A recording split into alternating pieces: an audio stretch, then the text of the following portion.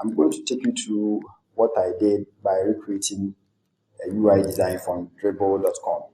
So this is the design on dribble.com. I'm just going to create the homepage and then the about session.